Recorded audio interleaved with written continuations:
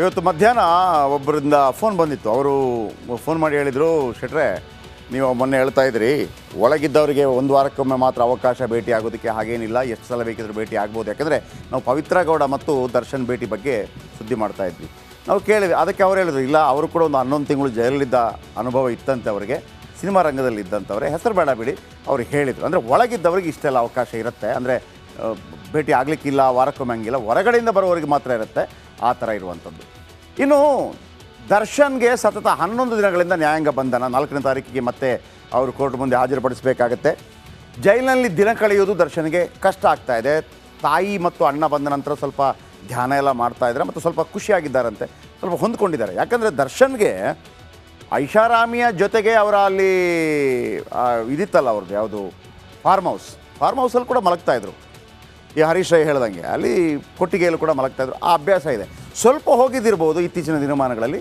ಮತ್ತೆ ಒಂದು 10-15 ದಿವಸ ಆದಾಗ ಹಳೆ ಅಭ್ಯಾಸ ಅಲ್ವಾ, ಅಡ್ಜಸ್ಟ್ ಆಗಿದ್ದಾರೆ. ಮೊದಲೆಲ್ಲ ಟಿ ವಿ ನೋಡ್ತಾ ಇರಲ್ಲ, ಕಿರಿಕಿರಿ ಆಗ್ತಾಯಿತ್ತು. ಈಗ ಟಿ ವಿ ನೋಡ್ತಾ ಇದ್ದಾರೆ, ಪೇಪರ್ ಓದ್ತಾ ಇದ್ದಾರೆ, ವಗೇರೆ ವಗೇರೆ. ಆದಷ್ಟು ಬೇಗ ಜಾಮೀನು ಪಡೆಯಲು ದರ್ಶನ್ ಸರ್ಕಸ್ ಮಾಡ್ತಾ ಇದ್ದಾರೆ, ಆದರೆ ಆಗ್ತಾ ಇಲ್ಲ ತಮಗೆ. ಆದರೆ ಏನು ಮಾಡ್ತಾ ಇದ್ದಾರೆ ಅಂದರೆ, ತಮಗೆ ಆಪ್ತರಾಗಿರುವ ನಿರ್ಮಾಪಕರಿಗೆ ದರ್ಶನ್ ಕರೆ ಮಾಡ್ತಾ ಇದ್ದಾರಂತೆ. ಹೆಂಗೆ ಕರೆ ಮಾಡಿದ್ರು ಅಂತ ನೀವು ಕೇಳ್ಬೋದು. ಜೈಲಲ್ಲೂ ಕೂಡ ವಾರಕ್ಕೆ 3 ಸಲ ಕರೆ ಮಾಡೋದಕ್ಕೆ ಅವಕಾಶ ಇರುತ್ತಂತೆ. ಜಾಮೀನಿಗಾಗಿ ಒತ್ತಾಯ ಮಾಡ್ತಾ ಇದ್ದಾರಂತೆ ದರ್ಶನ್. ಜೈಲಿನಿಂದ ನಿರಂತರವಾಗಿ ಕರೆ ಮಾಡಿ ಜಾಮೀನಿಗೆ ಪಟ್ಟು ಹಿಡಿತಾ ಇದ್ದಾರಂತೆ. ಜೈಲಿನ ಫೋನ್ ಬೂತ್ನಿಂದ ನಿರ್ಮಾಪಕರಿಗೆ ಕರೆ ಮಾಡ್ತಾರೆ. ವಾರಕ್ಕೆ 3 ಬಾರಿ ಫೋನ್ ಕರೆ ಮಾಡೋದಕ್ಕೆ ಅವಕಾಶ ಇದೆ. ಸೊ ಹಾಗಾಗಿ ಈವರೆಗೆ ಫೋನ್ ಸಿಕ್ಕ ತಕ್ಷಣ ಒಮ್ಮೆ ಯಾವುದೇ ಕುಟುಂಬಸ್ಥರಿಗೆ ಅವರು ಕರೆ ಮಾಡಿಲ್ವಂತೆ. ಅವರಿಗೆ ಗೊತ್ತಿರುವಂಥ ಕೆಲವು ಪ್ರಮುಖ ನಿರ್ಮಾಪಕರಿಗೆ ಕರೆ ಮಾಡಿ ಒಂದು ಬೇಲ್ಗೆ ವ್ಯವಸ್ಥೆ ಮಾಡಿ ಅಂತ ಹೇಳ್ತಾ ಇದ್ದಾರಂತೆ. ರಾತ್ರಿ ಆದರೆ ಸಾಕು ನಿರ್ಮಾಪಕರಿಗೆ ಕರೆ ಹೋಗುತ್ತವಂತೆ. ಇದು ಅಲ್ಲಿಂದ ಬಂದಿರುವಂಥ ಮಾಹಿತಿ.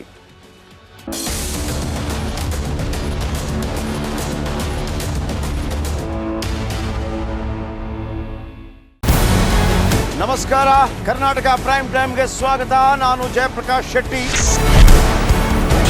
ಇಡೀ ಕರುನಾಡು ಇವತ್ತು ರೆಬೆಲ್ ಆಗಿ ನಿಂತಿದೆ. ಈ ಹಗರಣಗಳನ್ನು ಸದನದಲ್ಲಿ ಪ್ರಸ್ತಾಪ ಮಾಡಲು ಕೂಡ ಕಾಂಗ್ರೆಸ್ ಹಿಂದೇಟು ಹಾಕಿದ್ದೇಕೆ? ನಿಮ್ಗೆ ಸಂಬಳ ಅದಕ್ಕೆ, ನಿಮಗೆ ವಾಹನ ಅದಕ್ಕೆ, ನಿಮಗೆ ವೆಪನ್ ಅದಕ್ಕೆ, ನೀವು ಅದನ್ನು ಸೆರೆ ಹಿಡಿಬೇಕಾಗಿತ್ತು. ನೀವು ವಿದ್ಯುತ್ ಬರ ಇದೆ ಅಂತ ಹೇಳ್ತಾ ಇದ್ದೀರಿ, ಎಲ್ಲಿ ಬರ ಇದೆ ನೀವು ಹೇಳಬೇಕು. ಪಾಕಿಸ್ತಾನ್ ಆಕ್ಯುಪೈಡ್ ಕಾಶ್ಮೀರ್ ಅದು ಎಂದೆಂದಿಗೂ ನಮ್ಮದು. 40 ಮೆಷಿನ್ಗಳು ತಂದಿತ್ತು ನೋಟ್ ಎಣಿಸುವುದಕ್ಕೆ, ಅದೇ ಹಾಳಾಗಿತ್ತು. ಮಥುರಾದ ಗಲಾಟೆ ಇದೆಯಲ್ಲ, ಅದು ಸ್ಥಳೀಯವಾಗಿ ಕೂತು ಪರಿಹರಿಸಬಹುದಾದಂಥ ಕಾನೂನಿದೆ. ಗ್ಯಾರಂಟಿ ಯೋಜನೆಯಿಂದ ನಷ್ಟ ಆಗಿದೆ, ಲಾಭ ಆಗಿದೆ, ದಯವಿಟ್ಟು ಹೇಳಿ. Dawood Ibrahim most wanted criminal ಯಾವಾಗಾದ ಅಂದರೆ, ಇಲ್ಲಿ ತನಕ ಭಾರತ ದೇಶದಲ್ಲಿ ಓರ್ವ ದಲಿತ ಪ್ರಧಾನಿಯಾದಂಥ ಇತಿಹಾಸವೇ ಇಲ್ಲ. ರಿಪಬ್ಲಿಕ್ ವರ್ಲ್ಡ್ ಆಪ್ ಇದು ಕೇವಲ ಅಪ್ಲಿಕೇಶನ್ ಅಲ್ಲ, ಸಮಗ್ರ ಸುದ್ದಿಗಳ ಸಂಪರ್ಕ ಮಾರ್ಗಕ್ಕೆ ಕ್ರಾಂತಿಕಾರಿ ಬದಲಾವಣೆ. ರಿಪಬ್ಲಿಕ್ ವರ್ಲ್ಡ್ ಆಪ್ ಕೇವಲ ಸುದ್ದಿ ಅಪ್ಲಿಕೇಶನ್ ಅನ್ನ ಪರಿಚಯ ಮಾಡ್ತಾ ಇಲ್ಲ, ಬದಲಾಗಿ ಡಿಜಿಟಲ್ ಸುದ್ದಿ ಬಳಕೆಯ ಹೊಸ ಯುಗಕ್ಕೆ ನಾಂದಿ ಹಾಡ್ತಾ ಇದೆ. ಇದೊಂದು ಬ್ರೇಕಿಂಗ್ ನ್ಯೂಸ್, ಪ್ರಭಾವಶಾಲಿ ಕಾರ್ಯಕ್ರಮಗಳಿಗೆ ಗಟ್ಟಿಯಾದ ವೇದಿಕೆ.